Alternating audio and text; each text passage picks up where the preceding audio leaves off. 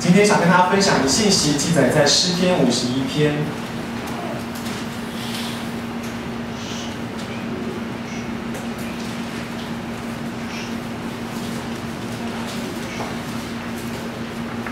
诗篇51篇，我们要来看10到13节。诗篇51篇10到13节，我们用轮流的方式，我们请这半边的人来读双数节，这半边的人单数节。诗篇51篇10到13节，第10节来。上帝啊，求你为我造一颗纯洁的心，求你赐给我一个又新又忠诚的灵。不要从你面前把我赶走，不要从我身上召回你神圣的灵。让我重新体会你救恩的喜乐，使我的灵甘心乐意顺服你。这样，我要把你的命令教导罪人，他们就会归顺你。愿神的话语亲自对我们说话，也让我们在心思意念跟行动上面，我们领受到神给我们的恩典跟祝福。今天呢，我想用这个主题来跟大家分享，叫做重拾喜乐与平安的祷告。我不知道最近对你来说，你的生命是不是有一点不平安、不喜乐？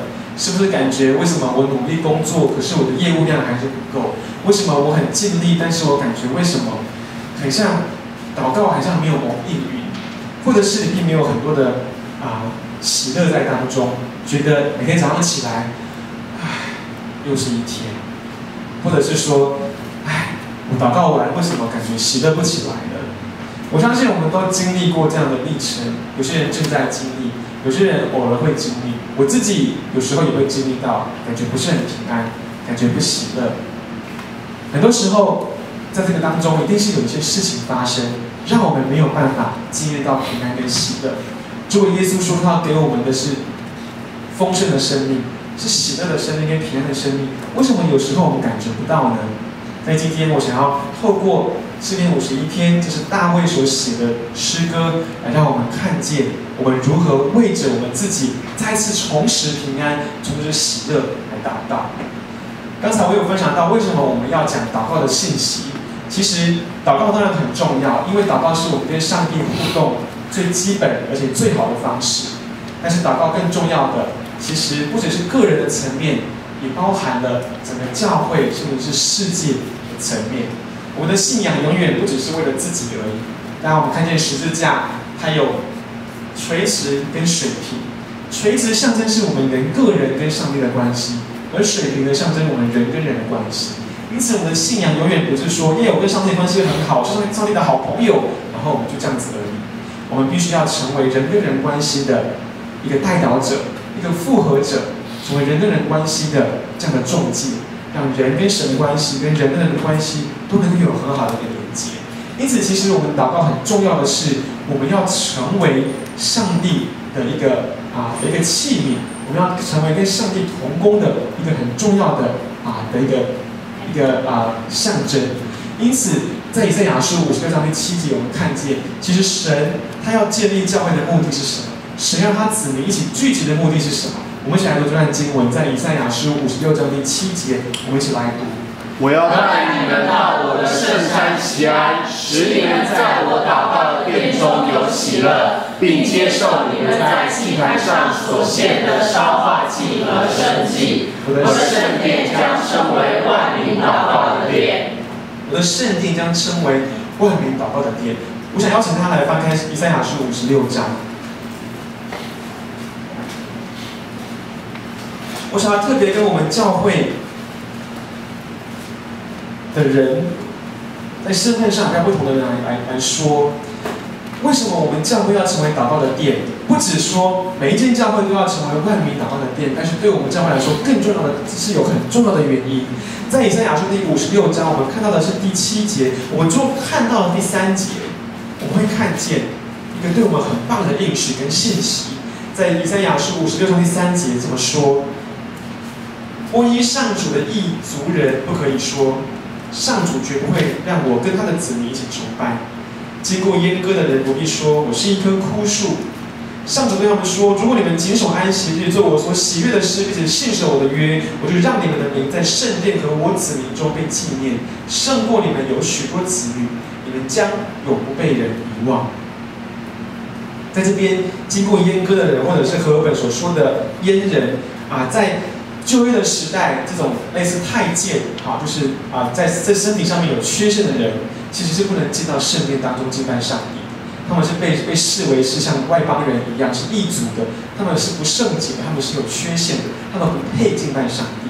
在我们教会当中，有一些人也经验过，感觉到一般的教会不愿意接纳我们是不配敬拜上帝的。但是上帝在56章跟我们说，只要我们谨守安息日，做神所喜悦的事，信守神的约，神要让我们的名在圣殿和他的子民当中被纪念。因此，对我们教会，如果你在身份上面是比较特殊的，这句话是对我们所说的，这句话是对你说的。而我们教会只要成为一个祷告的殿，我们是可以跟神的子民一起来服侍神，一起来与神同工。甚至神说：“你的名要被纪念，要胜过你们有许多子女，你们将永不被遗忘。”我们在神的国度当中，我们是会被高举的。我们在神的国度当中，我们不再是被人看轻，或者是被人误解的一群。因为只要我们行上帝所喜悦的事情，我们守安息日，我们守神的约，我们神要我们成为把教会称为万民祷告的殿。我们在教会界，我们在神的眼中，我们在神的国度当中，我们是跟每一位基督徒是一样的，甚至神要纪念我们，要高举我们。因此，对于我们教会来说，我们是接纳所有人的教会，我们更要建立我们的教会成为一个万民祷告的殿。我们可以透过祷告，我们会被神高举。因此，祷告对我们个人、对我们的族群、对我们的家庭、对我们的国家、对我们的身份是重要的，因为神会透过我们的祷告来高举我们。更重要的是，在初代教会其实都是从祷告开始。耶路撒冷的教会，圣灵降临是从这群门徒一起祷告，他们聚集在一起，一起祷告之后，圣灵就降下来。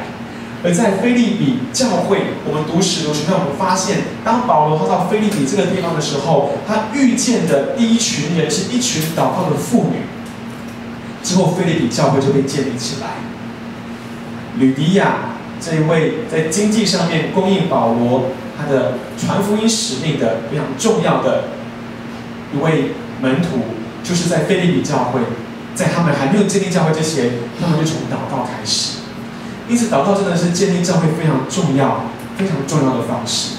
祷告是帮助我们个人与神的连结，祷告是帮助我们的群体被神所高举，而祷告更是建立我们教会能够成为神在这个世上非常重要的使命的非常重要的一个关键。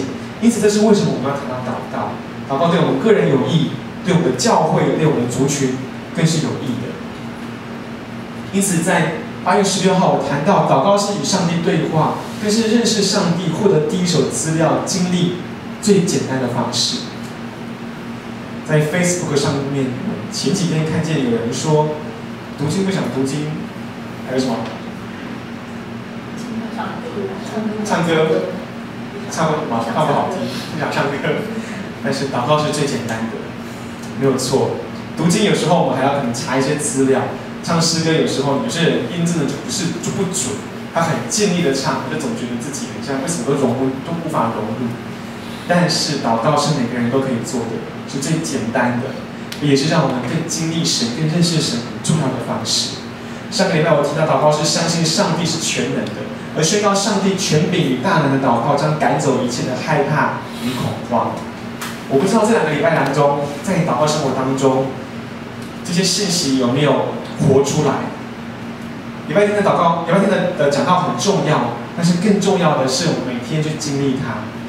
因此，在你这2个礼拜当中，你是不是当你遇见害怕的时候，你会宣告说：虽然我害怕，但是我相信上帝是信实的神，相信上帝他是供应的神，相信上帝的全能，他可以分开红海，他可以供应玛纳，他一定可以供应我。祝你。